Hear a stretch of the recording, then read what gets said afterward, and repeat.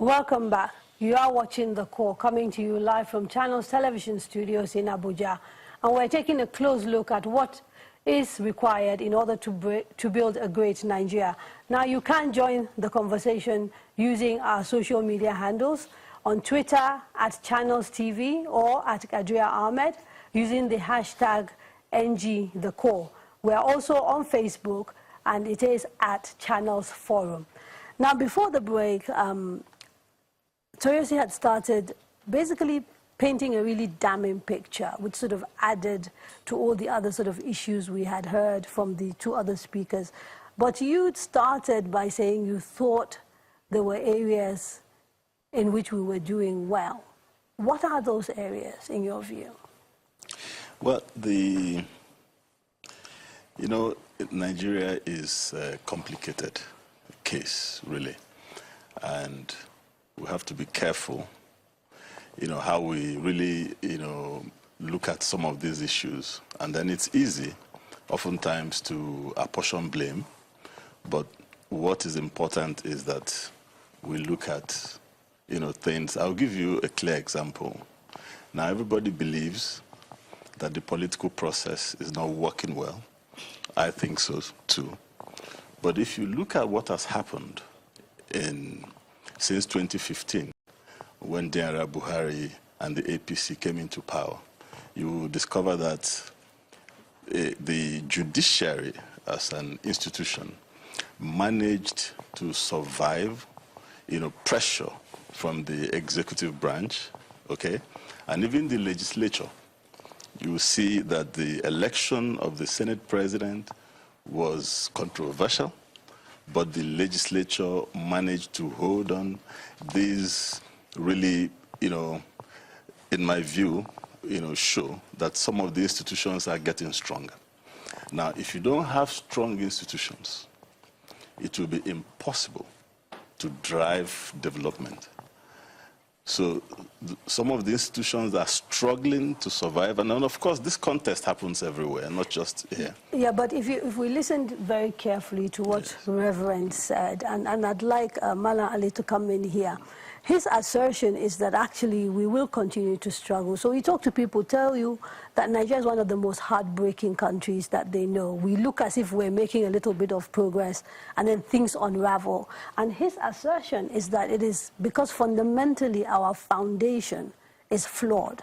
And therefore, whatever we do, we were not going to really change things. Yeah, that may be true. I mean, because sometimes I ask myself, how come if in the 60s we had a crisis in the country led by young people, the coup was led by young officers, Gowon was young, Ojukwu was young, in their early 30s, but then today we have people in their 70s who are making the same mistakes made over 50 years ago. So the Reverend may be right. But I think the truth of the matter is that with the kind of access to education the post-colonial generation had, I mean, one of them won a Nobel Prize. So we had, that generation had access to the best education, and then the succeeding generation, I mean, things have gone, terribly bad now, but they ought to have done better. That's I don't want to blame it on any cosmic factors. How do we deal with the foundational problems? Okay, let me put it like this. First of all, we're a nation of fire brigade solutions. And what we're talking about here, I just want to give you a brief example of how the foundations, how flawed they are. Now, when Nigeria was just about to get its independence, way before its independence, for instance, in the year 1900, our colonial lords put together the West African Frontier Force, out of which came the Nigerian Army. By the time we got our independence, you will notice that a few years after the independence, there was the first coup d'etat. Now, if you look at this thing very well, a lot of the young Nigerians who were recruited into the army had no concept of coup d'etat when they were inducted into the army. But the officer cadre was taken out to Aldershots and to Mons for officer training. It was abroad in the colonial nations that they indoctrinated them with the coup d'etat concept.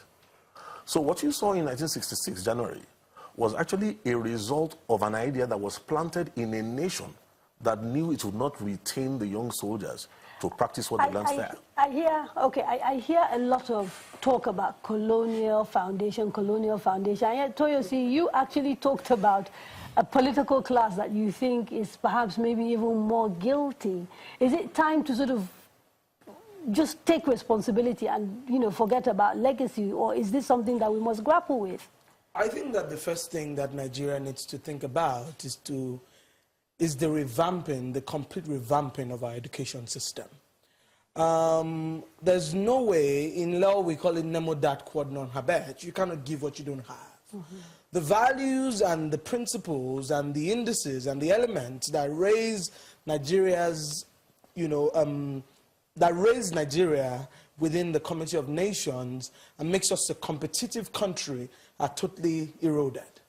And so in a country where we place emphasis on building a certificate economy, where people get things they do not deserve, where formal education is elevated above every other thing, where people cannot justify the certificates that they parade in public, is problematic. Okay, so I don't even want us to focus on the problem. No, I'm just saying, if we're talking about the ingredients for nation building, so you've said education. I would think about education, I would think about jobs, I would think about a complete diversification of the economy.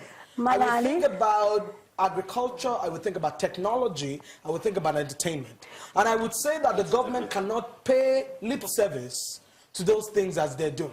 It's not in the buzzwords, it's not in the press releases, it's not in events. Okay, but realistically, and I want to bring Mala Ali here quickly because they will soon force me to break again. Yes, well, my position on this quick question, actually, is this. Can we make those changes without looking at the political structure of this country?